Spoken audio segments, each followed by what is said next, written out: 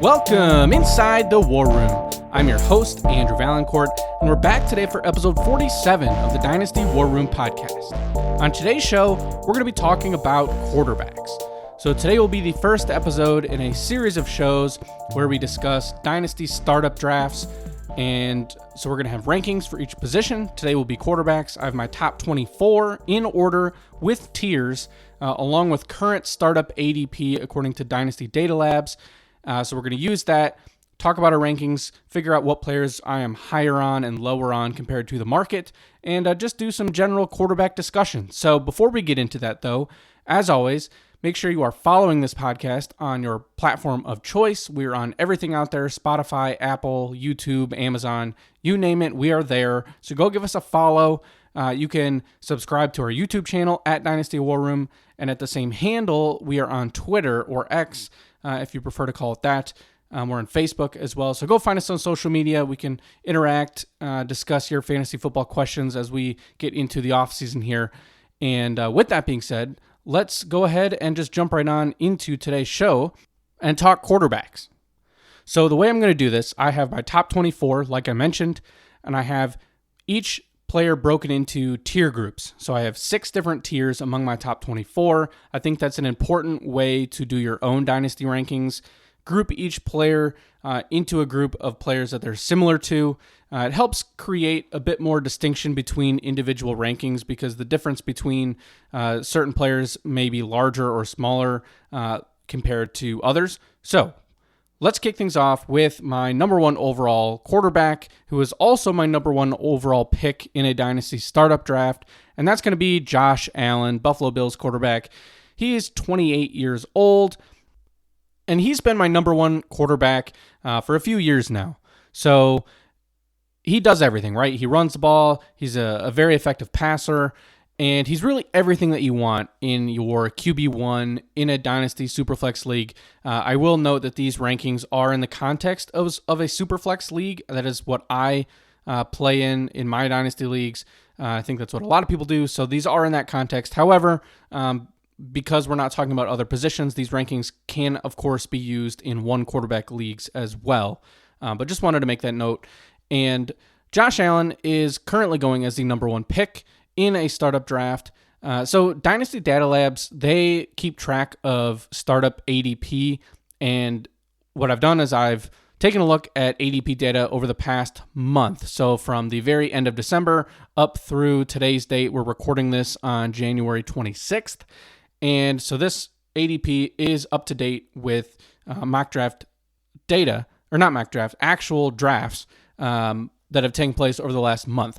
So Josh Allen has been the 101 in those drafts on a very consistent basis. Every now and then you'll get a Jaden Daniels, Lamar Jackson that goes ahead of him, but by and large, Josh Allen is the clear consensus number 1 overall quarterback. That's where I have him. This past season, he averaged 22.3 points per game. He was the number 2 overall quarterback as well. In addition to points per game, of course, it's important to take note of your overall rank as well as your points per game rank, because again, that factors in injuries, the times you're actually starting a player. So in a way, your average points per game is more important than your overall rank that you would see at the end of a season in terms of player rankings. So that's something else that I use to make my rankings. I take that into consideration, and it was one of the big reasons that I actually had Jalen Hurts ranked ahead of CJ Stroud in last year's startups. So I talked a lot about that, and we're going to discuss kind of that general philosophy here as we get into the top 10. But generally speaking, I'm looking for a few things when I'm talking about quarterbacks at the top of my draft board. I want long-term stability. This is a player that you're taking in the first round. You want them to be the cornerstone of your dynasty franchise, that you're going to have them for a number of years, and that's supremely important for your first-round picks. This is somebody you're building around. Your team will end up in a rebuild rather quickly if your first-round pick doesn't pan out or he only lasts as an elite dynasty asset for a season or two. So ideally, you want a number of years, so that certainly factors in. I also factor in just how dynamic they are in terms of points per game. Are they going to give you those explosive performances, those games that will win you a week? Josh Allen can do that. He's got the consistency. He's been around for a long time already. He's still only 28 years old, so he'll be a starter for at least, the next 5 to 7 years at a minimum. And likely he's a type of player that I could easily see playing, late 30s. I'm not as worried about his rushing ability disappearing because I do think he relies, a bit more on his arm than some of the other quote unquote rushing quarterbacks. And so because of that, I think this is a very clear pick as my number one overall quarterback in Josh Allen. Now, number 2 in these rankings, I am going to go with Jayden Daniels, the Washington Commanders rookie quarterback. He is 24 years old, and right now his consensus startup position rank, he's QB3. He's also the 3rd overall pick in Dynasty drafts, and I have Jayden Daniels at 2, ahead of Lamar Jackson, who is the consensus 2nd player at the position, largely due to age. I think the difference of being 24 versus 28 for Lamar Jackson, who I do have at number 3, so we can talk about them a bit together here. So I have Jayden Daniels at number 2, Lamar Jackson at number 3. There's a 4-year difference between those two players. They're going back-to-back in startup drafts.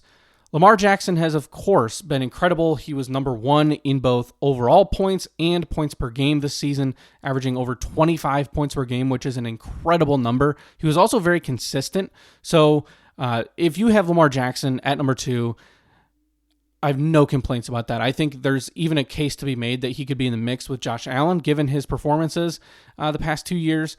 But to me, Josh Allen is the safest of these 3. I do like Jayden Daniels from the age standpoint. He's also a running quarterback. Given that Lamar Jackson is 28, I think he is more of a pure rushing quarterback, with the caveat, of course, that he did have his best season throwing the ball this year. So I think my concerns are a bit decreased from where they might have been a year or 2 ago about Lamar Jackson. So you can't really go wrong, right? Allen, Daniels, Jackson, I think those are the very clear top 3 picks in a startup and the clear top 3 at the position.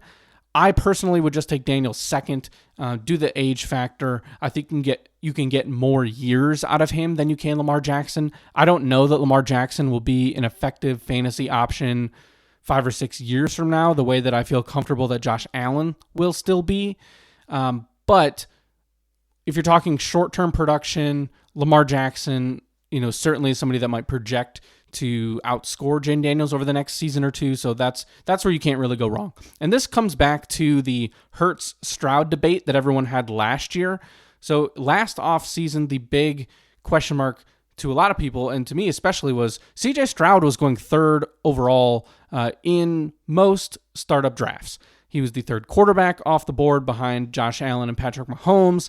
And of course, he had a really good rookie season. But the difference for me with Jalen Hurts and a guy like C.J. Stroud, a pocket passer, it's simply the rushing upside, right? Jalen Hurts runs the ball. He's going to have that production. He's going to win you more weeks with his legs, whereas somebody like C.J. Stroud can't.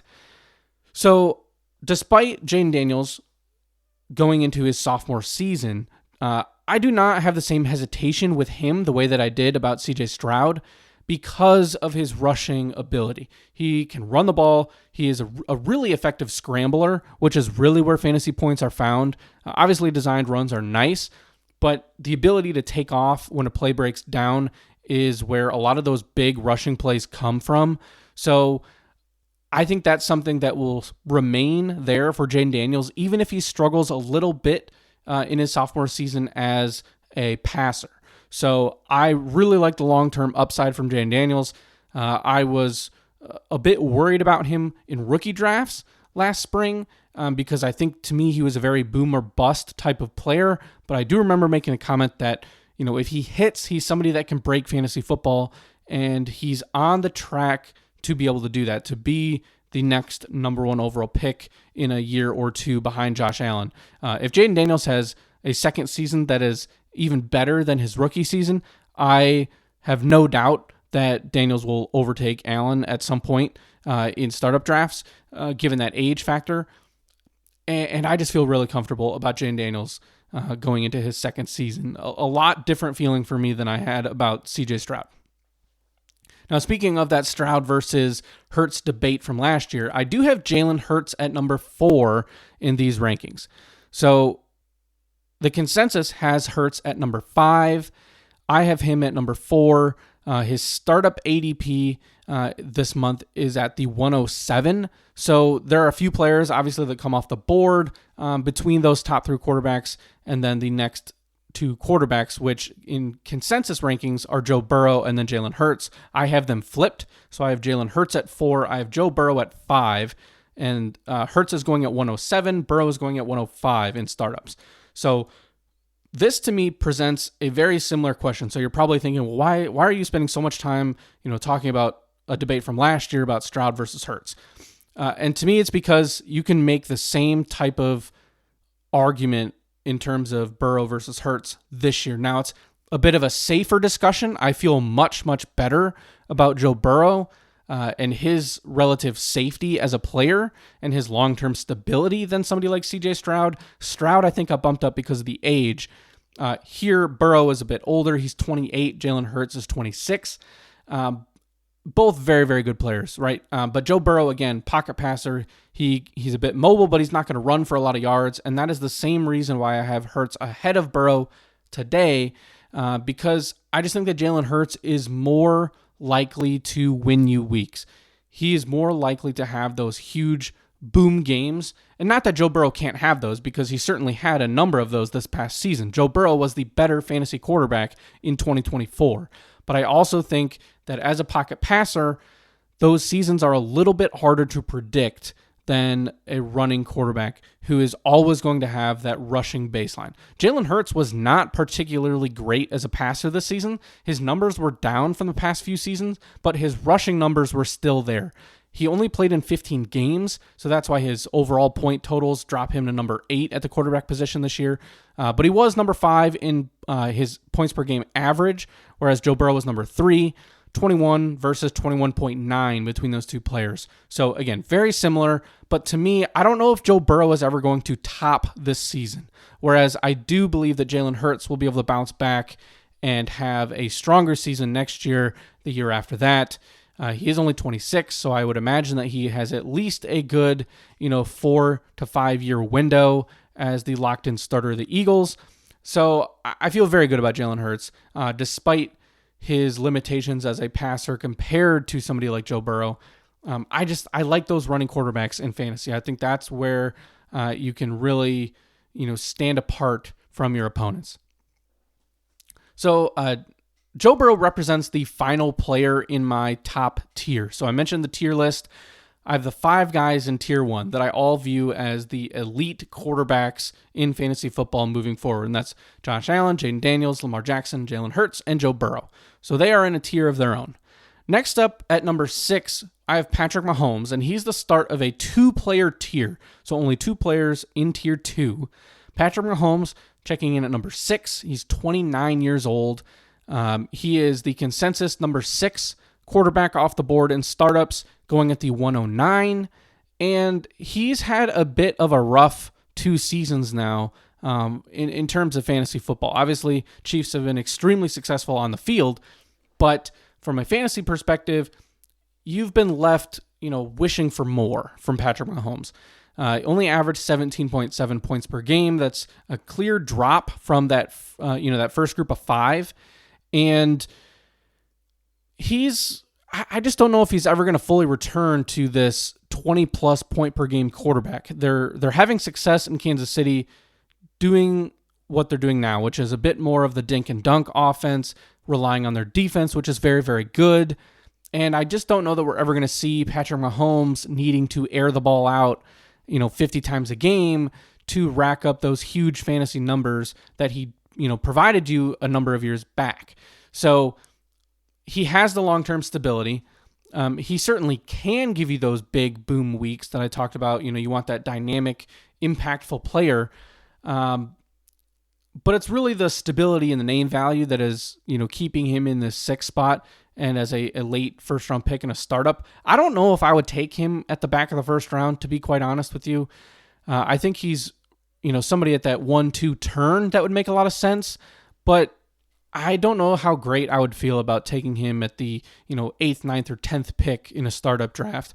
I think that there are some receivers that I would rather have, and I just don't know that the upside is quite there with Mahomes the same way as it is with some of those other guys. So still comes in at number 6, still a very respectable spot to be. He's going to be there until he decides to retire.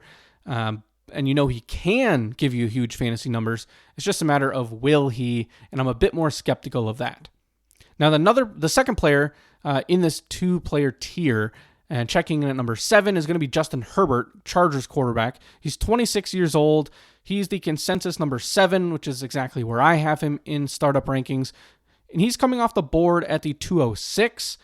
And it's a kind of a similar story to Patrick Mahomes, just to a slightly lesser extent. Averaged 16.8 points per game, and he was good, not great for fantasy. He had a few weeks where he was solid, but kind of like Mahomes, you were left hoping for more.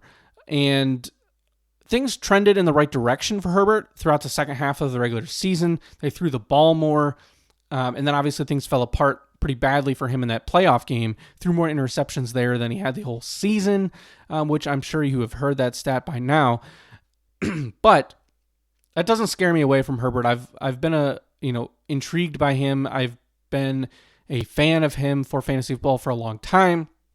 Maybe it's a bit of a blind spot, but I do think that he is a perfectly fine and capable, mid to low end QB1 in Dynasty. I think he's going to be there, for the rest of his career. I think he certainly has that long-term stability that you're looking for. I think he can give you the upside, and I think he slots in very nicely at the 7 position, because I think this is where this next tier is where I think we see a lot more of some of those boom-bust type of players, and you're getting into the range where I might be more willing to take a risk. Whereas if I'm taking a quarterback in the second round of a startup, I don't necessarily want to be feeling like I'm taking a huge risk. I think that being able to take Herbert in the mid-second round where he's going now feels fine. That's a great spot. You're not using your first-round pick on somebody like him, but a very safe, stable option to lead your quarterback room. At number 8, this is where things get a bit dicey. So I have Caleb Williams as my number 8 quarterback and the start of tier 3. So I have 6 different players in this third tier. I think this is a very intriguing tier. Ideally, I would pair a quarterback from this tier with a quarterback in tier 4 in a startup if I'm unable to land one of the top few guys in a startup, because that's something, if you're picking in the latter half of the first round, and the only quarterbacks that really make sense from an ADP standpoint to take, let's say you're at the 110, your options are probably going to be a Mahomes or reaching on a Herbert or someone else. If you would, like me, prefer to take a wide receiver like a CD Lamb, a Justin Jefferson, a Malik Neighbors, and then come back with a quarterback, that's where this tier can give you a high ceiling in this third. A lot of these players are going at the 2-3 turn, early third round is where I see most of these guys. I don't know that I love any of them in the second, but Caleb Williams, 23 years old. He's the number 9 quarterback according to consensus data, and he's being picked at the 212, so the final pick of the second round. And he had an okay rookie season. It wasn't the best. He definitely showed some flashes, which is why I have him in this number 8 spot, but he was by no means great. He's not somebody that is a safe pick. This is certainly a shoot for the moon type of draft pick where, I think this makes a lot of sense at the beginning of the third round if you, to have him as your second quarterback or as your first to pair with 2 elite wide receivers, something like that. But Caleb Williams is going to have Ben Johnson, the offensive guru from the Lions, as his new head coach. And he has good receivers. And, we've seen the production there. We know he can make plays. He just needs to play way more consistently. He needs to take fewer sacks. He needs to make better decisions. So it's one of those things where this is clearly a potential pick. You're shooting for the upside because if he comes back and has a second season where he's very good, he'll be somebody that will go in the first round. He'll be he'll go in that top 5 of Superflex drafts if he takes the next step. The question is, can he do that? Will he do it? That remains to be seen. The next quarterback in this list, coming in at number 9, the second quarterback in tier 3, I'm going with Kyler Murray. He's 27 years old. I'm a little bit higher than consensus on him. And Kyler Murray seems to be a player that I can't quite quit because I know that he's not necessarily an elite real-life quarterback. But when it comes to fantasy football, he's let you down a little bit, but he also still has solid production. He has a track record of being a consistently solid player. Now, he's never necessarily been a top 3 guy, but he's somebody that I think if you readjust your expectations and you go into this with the expectation that he will be a low-end QB1, somebody that's going to be in that 8 to 12 range on a year-to-year basis, I think you will feel much better about taking Kyler Murray and letting go of those hopes and dreams of him being some top 5 guy, because he has shown that he is not a top 5 quarterback. He just isn't. He's had the weapons. He's had plenty of years in the league. He just isn't that guy. But he is a solid, good fantasy quarterback. So he's only 27 years old. He's under contract for a number of years still. I don't really see any future, and certainly not in the short term, where Murray is not the quarterback of the Cardinals. Now, in 3 years from now, we might have a different conversation. So that's where the stability is not necessarily quite as strong as I would like, but he's not going anywhere in the short term. He had 17.5 points per game last season, which, if that's his down season and it basically equaled Patrick Mahomes and was better than Justin Herbert, I think it's something where you just have to go on the numbers here. He's a fine starting option, a low-end QB1, and I feel safer about him than I do some of the other players that we're about to talk about, including a couple rookies who are coming off of nice rookie seasons. So Kyler Murray, he's a safer play to me than some of these other guys in this tier.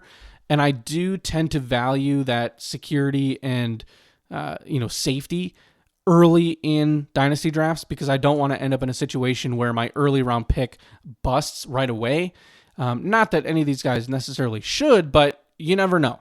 So with that being said, my number 10 quarterback is CJ Stroud. He's 23 years old. This is a pretty significant fall from him, from last year, I should say, where he was going as the 3rd or 4th quarterback off the board. I have him at number 10. He is the consensus number 8 quarterback, which to me is still too high.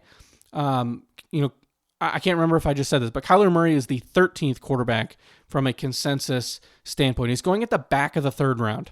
CJ Stroud, on the other hand, as the number 8 quarterback, is going in the mid-2nd round, 1 pick after Justin Herbert. To me, those players do not belong more than a full round apart. I think Kyler Murray is somebody that gives you more upside for fantasy football. He certainly has the ability to give you 20-plus point games, whereas CJ Stroud, we saw that average per game dip pretty low for CJ Stroud this year, only 13 points per game, which was 33rd in the league. I mean, that's not great. That's a really bad number from somebody that was projected to be a top 10 quarterback. He only put up 220 fantasy points. He played the whole season. He just wasn't good for fantasy football. He was okay for real life. He obviously got the Texans to the playoffs. He certainly had wide receiver injuries that affected him in this season. I would expect that to be addressed in the offseason, whether it be in the draft or re-signing somebody like Stephon Diggs. But I'm much more worried about somebody like CJ Stroud than I am Kyler Murray, and I'm willing to take the risk on somebody like Caleb Williams over Stroud because of the upside. Williams and Murray both have a higher ceiling than somebody like CJ Stroud. Now, in theory, CJ Stroud should have a higher floor, but the problem is, if what we just saw this past season is Stroud's floor, that's a bad quarterback for fantasy football. You can't do anything with that. Having somebody that averages 13 points per game as your QB2 is simply not good enough to win a fantasy championship unless you are loaded everywhere else. It's just not. There are other players that you can get for significantly cheaper that can easily provide you that type of production. Now, can he bounce back to the 18 points per game he had as a rookie? Absolutely. And that's kind of where I see this window, and that's why I still have him as a top 10 quarterback at number 10 on the dot, because he does have, he's going to have a long leash in Houston, right? He's not going anywhere. He's going to be the starter there for a long time. He's going to get extended, but it's something where I see him in terms of fantasy football as a middle of the road, like borderline QB1, high-end QB2 type of player, where he's going to be in that 13 to 18 points per game range, which is fine, but that's all it is. It's fine. It's not good. It's not great. Certainly not elite. And so I'm a bit worried about C.J. Stroud. Now, that's not going to scare me off entirely, but to me, this is somebody that I would be taking in the third round of a startup, not the second. I won't have many shares of him in startups this offseason if he is, continues to go in the mid-second round. I just think that's too high. A guy that I might be more willing to take, especially considering that he's going at the 301, is Drake May. So he's 22 years old, rookie New England Patriots quarterback. He's the consensus number 10 quarterback. I have him at 11, and I think that he showed a lot actually as a rookie. He didn't play the entire season. His numbers are a little bit skewed because there was a game where he came in off the bench late, and then a game where last week of the season where he played only a couple snaps, didn't really do anything. And so because of that, he truly averaged 15.9 points per game in 11 games, not the 13.6 that might show up if you were to Google this stat. So almost 16 points per game as a rookie, very impressive, especially considering how the Patriots essentially have nobody on that team that's worth anything in terms of offensive weapons. Ramondre Stevenson is an average running back. They don't have a single above average wide receiver, and Drake May still made something out of that group. Now there's been a coaching change. Obviously, Mike Vrabel has been a much better head coach in the league. He has experience. Now, I don't know that he's going to have the explosive offense that we would really like, which is why I still have him behind guys like Stroud and Murray and Williams. But I think that we've seen enough to know that May is going to be the franchise quarterback of the Patriots. A lot of positive signs. I'm worried a little bit about the turnovers. He does throw a lot of interceptions, but he brings that rushing floor. He ran the ball a lot as a rookie, which is something you really love to see, and that to me gives him a pretty safe floor as somebody that's going at the 2-3 turn. Next up is going to be another rookie quarterback. At number 12, I'm going to go with Bo Nix, 24 years old, Broncos quarterback. And I have him right with the consensus rank at number 12. He's going at the 304 in startups. He averaged 18.7 points per game as a rookie, which was good for 10th overall. He was 7th overall in total points. So a very nice rookie season. I think he surprised pretty much everybody. I know that I took him in a draft at the 12th pick overall in a rookie draft, and I wasn't like super thrilled about it at the time, but I had a quarterback need. Now I feel great. This is something where he has turned into a very good asset to have in a dynasty league, especially with that early third round startup value. And I think that he is somebody that's going to hover around this range of a low end QB1 for the next several years. I don't know that this is somebody that I see with an elite ceiling. It's why I still have him behind both Drake May and Caleb Williams, despite having better rookie seasons than both of them. I think this is a high floor, lower ceiling type of play. But we saw enough to where I think he's going to have a bit of a longer leash. I think he's going to be there a long time. I would expect him to be able to get a second contract. And we've seen Sean Payton quarterbacks, obviously with Drew Brees, be productive for fantasy football in the past. So Bo Nix, I think at number 12 is exactly, that's a great spot for him. I think it's where he fits in, and I would feel very good about having him in a startup draft in the third round. All right, so now we have the last player in tier 3 at quarterback, and it's going to be Jordan Love, the Green Bay Packers quarterback. He's 26 years old, and his consensus ranking is number 11, and he's going at the 303 in startup drafts in the month of January. So that's one spot ahead of Bo Nix, a couple spots behind Drake May, and I think that's perfectly fair. I think you could really take any of these quarterbacks in any order you wanted, and I wouldn't complain much. I think it's just a matter of personal preference. Do you want somebody that has that second contract, that has had an elite season? Do you want to shoot for the stars with one of these rookies? It's just what you prefer. I don't know how I feel about Jordan Love in terms of him being a quote-unquote elite quarterback. I don't know that he is an actual great QB. I think the question that I ask myself with Jordan Love whenever I try to figure out where to put him is I go, is he actually that good? Is he really a good quarterback? I don't really know. He's fine. I think he's an above average starter.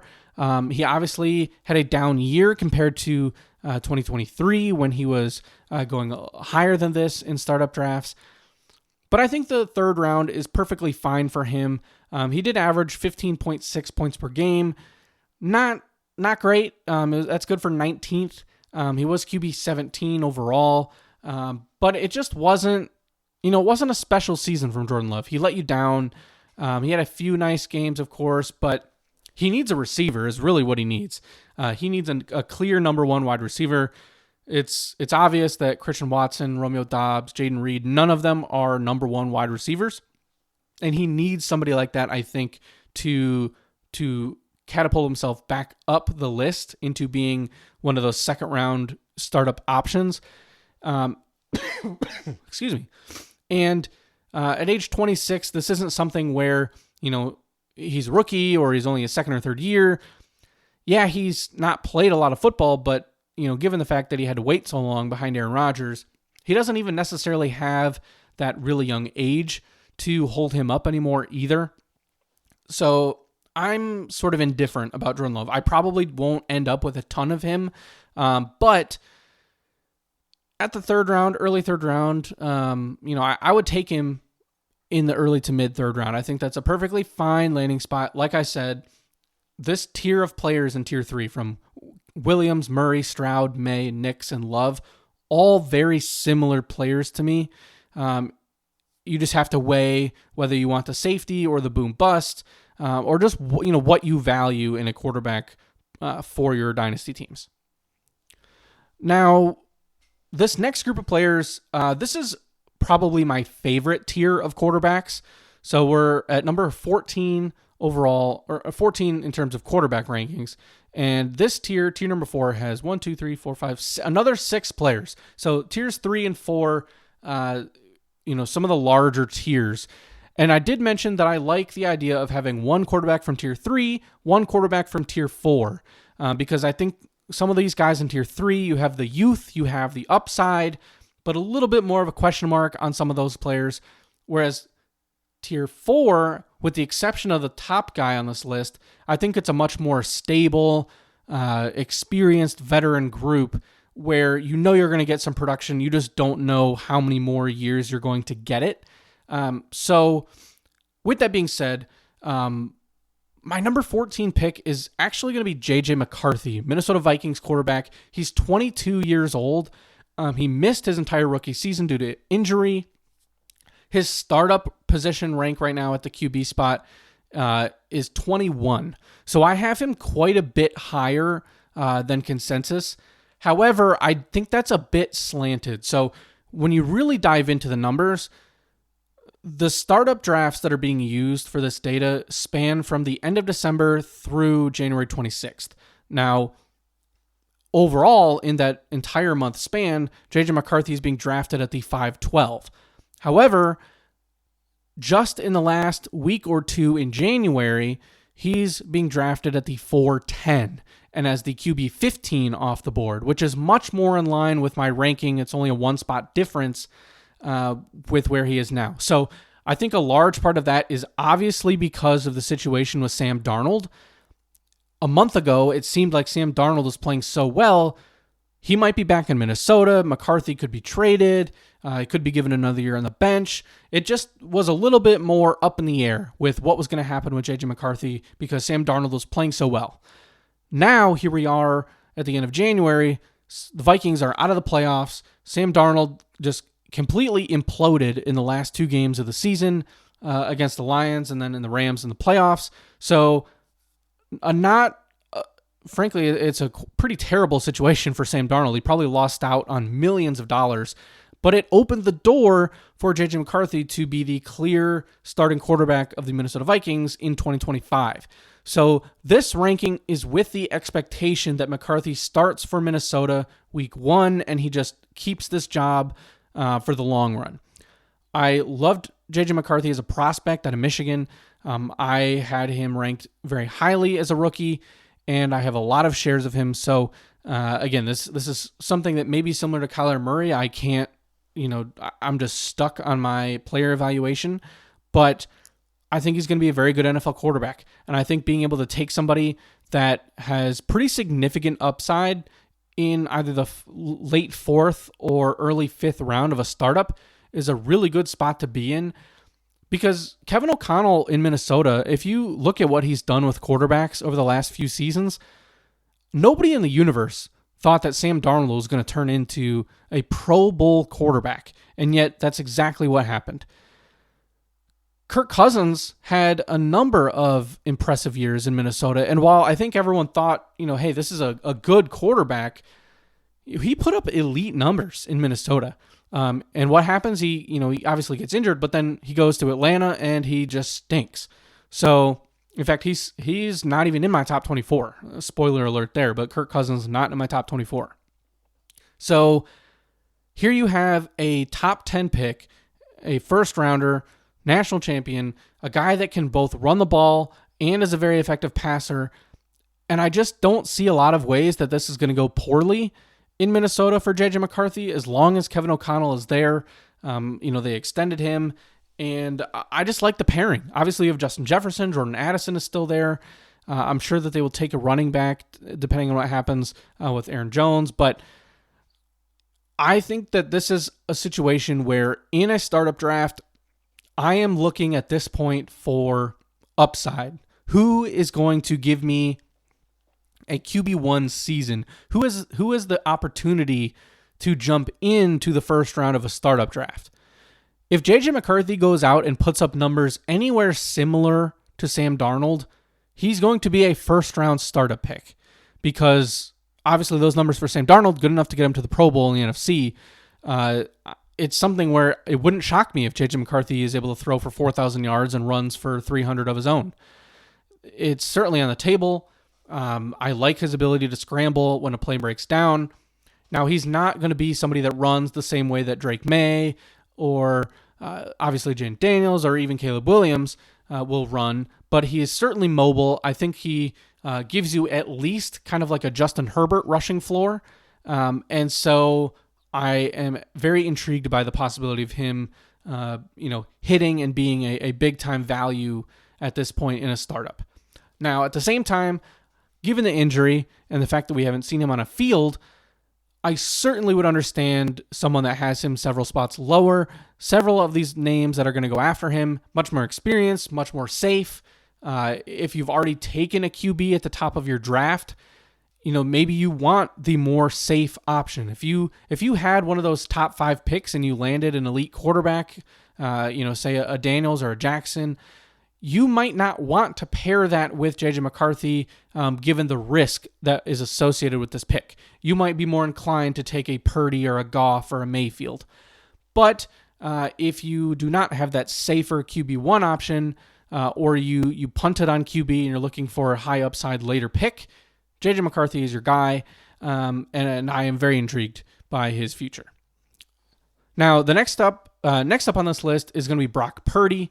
He comes in at number 15, and again, 6 players here in Tier 4. So J.J. McCarthy was only the first of 6 quarterbacks in Tier 4. Brock Purdy is the second. He's only 25 years old. And I have him exactly where consensus has him at number 15. He's going in the middle of the 4th round, and this is somebody where I think we've seen what we're going to get from Brock Purdy. I don't think he has much of a ceiling, but I think he's a very safe, solid QB2 to have on your team. He averaged 17.8 points per game. 49ers had a lot of injuries this year. He's somebody that I think is perfectly fine. I don't necessarily get excited about the idea of having him on a roster, but he certainly has a place. Very consistent, steady guy. I don't know how good he actually is as a player, but I think he's good enough that he's going to get an extension. Now, depending on when you might do your startup drafts this offseason, we may have more information on that. Obviously, if he doesn't get extended, then his value plummets. But this is with the assumption that he does get some sort of, 4-year extension for a bunch of money with San Francisco. So he was the number 13 overall player at the quarterback position, number 12 in points per game. I think that's exactly where he's going to be. I think, again, you're talking about an upper end QB2 that can have some lower QB1 seasons. I think that's just what he is. He is a bit mobile, so he can give you some rushing yards as well. He's not a statue back there, but perfectly fine as the number 15 quarterback. At number 16, I have Detroit Lions quarterback Jared Goff. He is 30 years old, so he is the first 30-year-old on this list. He is number 16 as well in the consensus rankings, and he's going at the 410. So back of the fourth round, I think that is a good spot for him.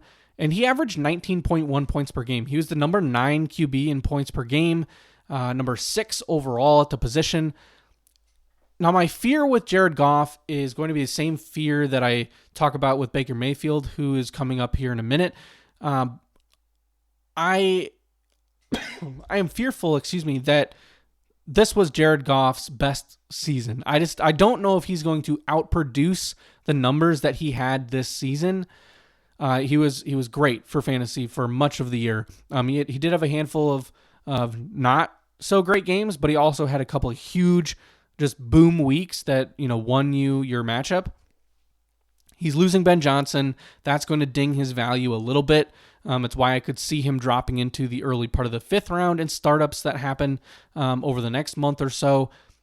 Obviously didn't play very well in the Lions playoff game against Washington. So there's a couple, things to worry about here with Goff, but by and large, he's going to be Detroit's starting quarterback over the next 3 years. He's not going anywhere. He's a very safe QB2 with elite offensive weapons around him, and I think he's really your ideal QB2. Like if you have anyone else on this list above him, if you know that you have Jared Goff on your team as your second QB, you probably feel great coming out of a draft because it's just a good, solid player that's going to give you points. He's going to give you a handful of breakout weeks. And he's really not going to hurt you very much. He might have a dud here or there simply because, he doesn't run, and that's what prevents him from being higher on the list. But he has a relatively safe floor. The only issue for Jared Goff would be any games where he doesn't have any passing touchdowns or only has one because he's not giving you that rushing floor with his legs. So Jared Goff, number 16. At number 17, I'm going to go with Trevor Lawrence, Jacksonville quarterback. He's only 25 years old. He is the consensus number 18 quarterback in startup ranks right now, and he's going at the 502. He had a very bad season. He was injured. He obviously missed the second half of the season. He wasn't playing very well up until he got hurt. But now he has a new coaching staff again. And this is kind of the last shot for Trevor Lawrence in my eyes. Now, he did just get a huge contract, so he's not really going anywhere. For the next he's got at least 2 seasons as the starter, I would say, likely 3 or 4. And it's just one of those contracts that's going to be hard to move off of. But we need to see something out of Trevor Lawrence. Trevor Lawrence was a first overall pick in rookie drafts when he came out. He has been hyped up as one of the best quarterback prospects, ever, and certainly in the last decade. And we just haven't seen it from him in the NFL. So he's got Brian Thomas Jr., So he's got a very nice wide receiver now. He'll have Christian Kirk potentially, assuming he is back with the team, although there could be some contract issues there. But Evan Engram returns. It's going to be, Jacksonville is in a rough spot. They've paid their quarterback. They don't really have a ton of elite players on that team, and yet they continue to struggle. They just can't seem to get it done. But I still am somewhat of a believer in Trevor Lawrence. I think he at least can get you to that borderline, QB1 range. I think QB1, QB2 in that 10 to 14 range is where I could see him falling in most years, which I think would be fine. But will he be able to do that consistently? Can he stay healthy? Or is this somebody that is really just more of a bust that never lives up to the hype, is a low-end QB2 for the rest of his career? I mean, that doesn't help you, right? So the jury is still out on Trevor Lawrence, but in the 5th round of a startup, I think that's a fine spot to take that risk. I would do that, and hopefully with Liam Cohen, who was able to, Baker Mayfield broke out with Dave Canales already, but Liam Cohen helped take Baker Mayfield to a second level this past season. Now he's the head coach of the Jacksonville Jaguars with Trevor Lawrence. Can he do that same thing with Lawrence and turn him into an elite fantasy option? I am optimistic, and that is why I have him at QB 17. At number 18, I do have Baker Mayfield. He's 29 years old. Age is really the only thing that prevents him from being higher on this list. But he's somebody that I view kind of, like I said, this tier I like. I like the Baker Mayfield, Jared Goff, Trevor Lawrence, Purdy McCarthy range, because I think that these are all very good, capable players, and you're getting them at a bit of a discount compared to what their ceiling is. Obviously, Baker Mayfield, we just saw, was a top 5 QB. He was a number 4 in points per game and in overall points. He is going as the QB 14 at the 405. So he is ranked a few spots higher than where I have him. And I don't mind it. It's different, obviously, than what I have here. But to me, it's something where I think we just saw Baker Mayfield's best season of his career. I don't think he will ever outproduce the numbers he had this season. And so, given the age, I am a bit hesitant to invest a 4th round pick in Baker Mayfield. But if it's back of the 4th round, maybe I'd feel more open to it. Certainly in the 5th round, I would be more than willing to make that type of investment. He was awesome, right? 21.5 points per game, 365 total points in fantasy this year. And he was a huge boost to your fantasy team if you had him. I mean, he was somebody that you probably was if you're in a redraft league, you took him, you picked him off waivers. In a dynasty league, he was probably a journeyman that you were just hanging on to from prior seasons, and then you got lucky when he when he broke out in 2023. So you've kind of hit the jackpot if you've held on to Baker Mayfield all this time after his struggles over the years. So I think he's a very serviceable, good option over the next couple of seasons. Definitely more of a short-term guy. I don't know that he's going to, give you 10 years of fantasy production, but certainly in the short term, this is where I really like the value. This is kind of the, the gold mine for actually winning fantasy games, because some of what happens in a startup draft is you're drafting a bit on projection and hype and age, but obviously you still have to win games. So if you are trying to do a win now build and, win a title in your first couple years in the league, Baker Mayfield is a great QB to have, because we've seen him do it, this past year, number 4 QB, and he's going to have weapons again. We saw Jalen McMillan emerge. We saw, Mike Evans still has it after he came back from injury. Chris Godwin was outstanding before he got hurt. We'll see if he's back or not, as he is a free agent. But and we'll see what kind of direction the team goes in terms of hiring a new offensive coordinator. It'd be the 3rd year in a row that he has a new OC. But given the amount of times that Baker Mayfield has bounced around in his career and had coaching changes and whatnot, he is somebody that is in a unique position to be able to handle that change. So Even though I have him a couple spots below consensus, don't take that as I am out on Baker Mayfield. I am not at all. I just really like this range of quarterbacks, and so I have him at number 18.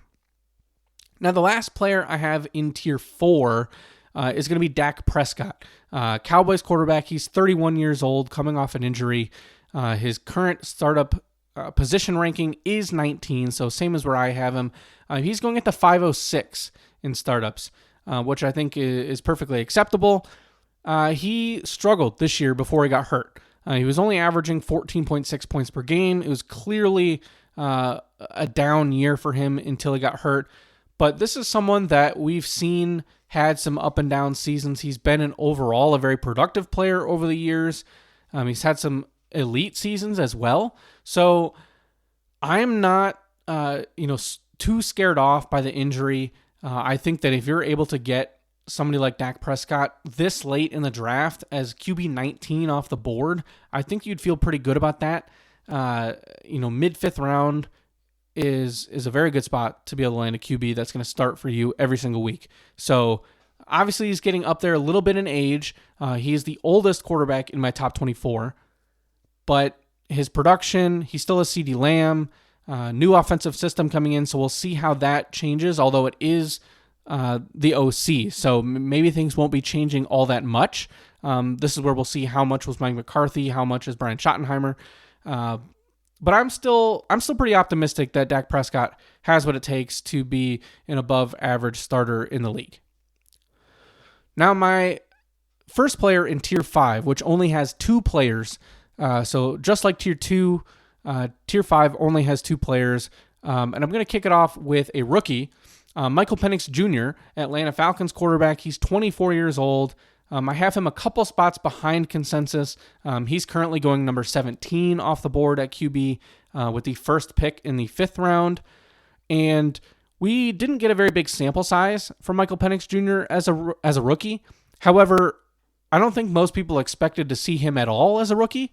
So the fact that he's taking over as the starter in Atlanta already is a good sign. He outplayed Kirk Cousins, who, not that was necessarily a high bar, given the way he played this year, but Penix looked solid in his first, handful of starts. I don't know that he's done enough yet for me to put him too high. He's a bit different than the JJ McCarthy scenario to me because, number one, it's Michael Penix doesn't run. He's a pocket passer, and so I think that limits his ceiling. Now, I think he can be a very good quarterback. I think he's going to be somebody that can absolutely be a staple in your lineup. But I think he's probably more of a QB2 for fantasy. And again, nothing wrong with that, especially this late. But I would rather probably take the upside of, a Lawrence or take what we saw last year from Baker Mayfield rather than Michael Penix. Because even though Penix and McCarthy are going in a similar range, I like the offensive pieces around JJ McCarthy. I like the coaching staff better. I think that the upside with his legs certainly gives you a higher floor. So that's why I have kind of that disparity there between the two. I love Michael Penix Jr. I think that he, he's one of my favorite college players of all time. And I think he will be a very good pro quarterback. And that makes him a bit of a value here. Again, just because I have him a couple spots behind consensus does not mean I don't like him. It's similar to Baker Mayfield. I just love the QBs in this range. And so that's why I have him down here at 20 instead of closer to his consensus ranking. He did average 8.8 points per game, so not anything too special, but I think we saw the flashes. He had a very good connection with Drake London. So I'm hopeful, optimistic for the future, and I like what we saw out of Michael Penix Jr. The other quarterback in this tier, in tier 5, is going to be Tua Tagovailoa from Miami, 26 years old. I have him 2 spots above startup rank consensus, which has him at 23. He's going with the 6'11". So this is where you're kind of seeing a bit of a drop-off in terms of where these players are going. The consensus would have Michael Penix up in tier 4 with some of those other players. I think he's just on the outside looking in for me at this point. But Tua, certainly from a consensus viewpoint, is lower than Michael Penix Jr. Obviously, there's almost a full 2-round gap between either being taken. And Tua really, it's hard to say whether it was fully on the concussion or not, but he didn't look as good this year. They changed the offense a bit. There weren't as many, deep throws down the field. It was much more of a shorter, quick throws, get the ball out, that kind of offense, which was great for Jonnu Smith, Devon Achane, but not so great for Tyreek Hill, Jalen Waddle. And Tua, he's fine. I think he's somebody that can be a mid to low end QB2, and he certainly flashed before. He is capable of having QB1 weeks. And so I think that's what makes him still an appealing option this late, and better than some of the other players that would be left on the board at this point. He missed time due to injury with the concussion. There's always the possibility that he gets one more and then his career is over. So that is obviously the huge risk with Tua. But again, if you got to win actual games, you can't just go based on hype and age entirely. So Tua, we have seen the production in the past. I'm willing to take that chance with his health over some of the players that we're going to talk about here in a minute. In Tier 6, the last 3 players that we're going to talk about today, Tier 6 is going to be led by Bryce Young at number 22. So he's only 23 years old. He is the consensus number 20 QB, going off the board at 5'11". And I was intrigued by the late season improvements from Bryce Young. I don't know if I'm a true believer yet. So he looked like a real NFL quarterback to end the year, which is great. Carolina obviously made some big improvements. He is locked in now as the starter next year, whereas if he played poorly, it would be one of those scenarios where we'd all be saying, well, he better play well in the first few weeks or he's not going to be the starter. I think he's earned the right to, have another season as a whole, and we'll see what he can do. He ran the ball a bit more, which was good to see. He needs to have that rushing floor if he's going to be productive for fantasy. He did only average 13.9 points per game, but again, there were some games where he left early, he came in late, so it's not exactly a true number there. However, he was QB 20 overall in points, but again, when you miss time, it's hard to take too much stock into those ranks. But the key thing here was simply that we saw improvement, because the first year of his career, the start of year 2, it didn't really look like he belonged on an NFL field. Now I think at this point we can say, okay, maybe he does belong, and he's a fine pick at this range in a startup. My question would simply be, is he ever going to be anything better than a low-end QB2? I'm not really convinced that he's ever going to be somebody that puts up 17, 18 points per game or more. I think he's somebody that you have more as a QB3 on your Dynasty team. That's, if you can land him there, I think that's a very good spot to be. But I would feel very nervous about having Bryce Young as my QB2, let alone my QB1 in a Dynasty league. At 23, in the same tier, is going to be Anthony Richardson. So he's 22 years old. His current startup rank is 22 among quarterbacks, so I have him one spot below consensus. He's being drafted at the 609, and this is one of those picks that is really all hope and projection, right? Because he's somebody that if he puts everything together, he can be great. The problem is, what are the chances he actually puts it all together? Probably fairly low. I think this is someone where if he doesn't play well in the first month of 2025, he's going to lose the job with the Colts. He's an elite running quarterback. He's big, strong, powerful. He can get those touchdowns, and he's a huge arm. He can, uncork, deep throws, but he doesn't really have much of a mid-range, short passing game. It's either dink and dunk it or throw it deep and then run it, himself. There's no mid-range passing game, which I think is really important in today's NFL. His completion percentage, extremely low, not even close to sniffing 60%.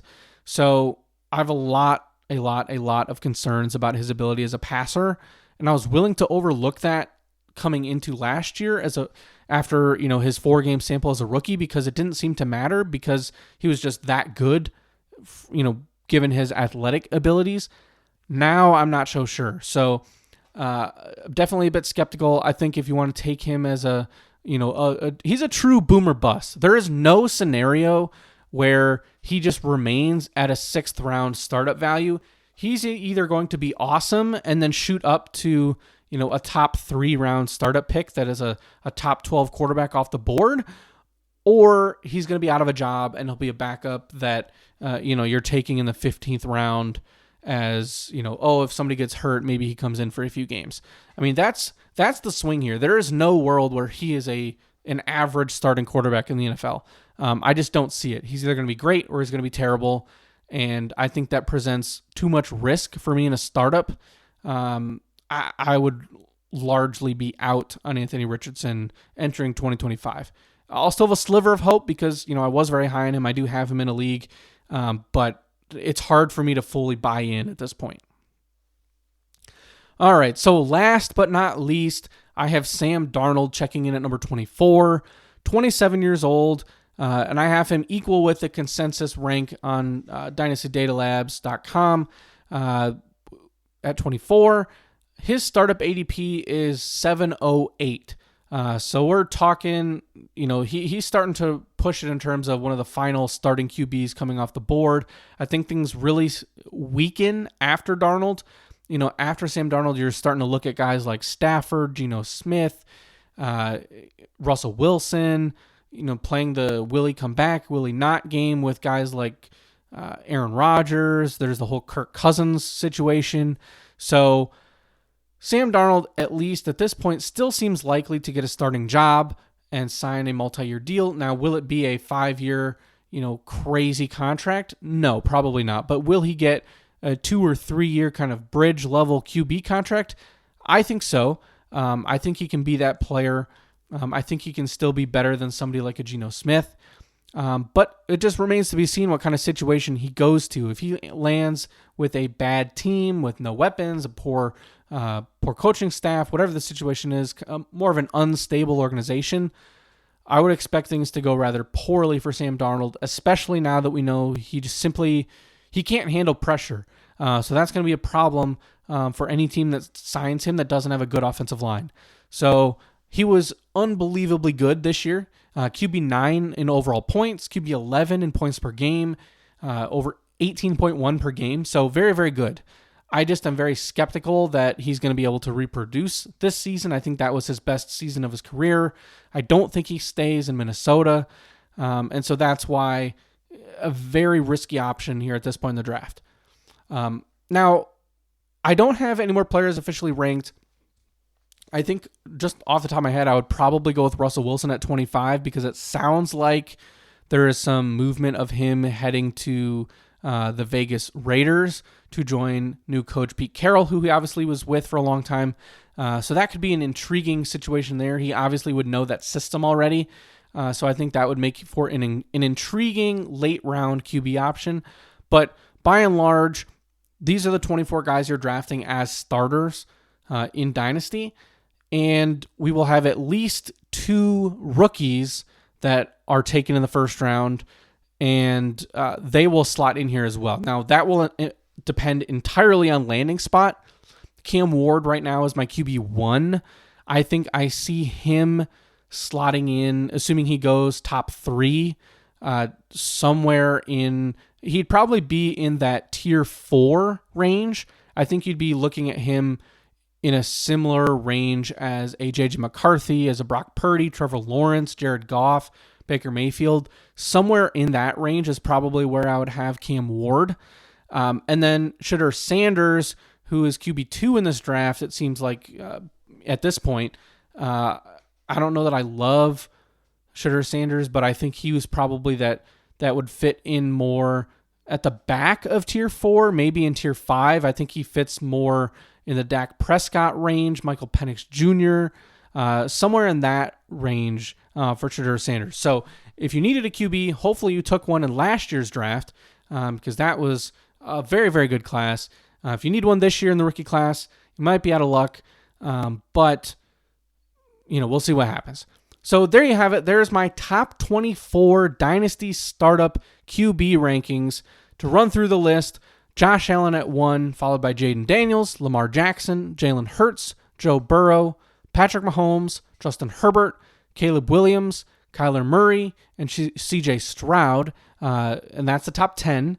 At 11, we have Drake May, then Bo Nix, Jordan Love, JJ McCarthy, Brock Purdy, Jared Goff, Trevor Lawrence, Baker Mayfield, Dak Prescott, Michael Penix Jr., and then the rounding out 21 through 24, we have Tua Tagovailoa, Bryce Young, Anthony Richardson, and Sam Darnold. So there you have it. That is today's episode of the Dynasty War Room podcast. My name is Andrew Valancourt.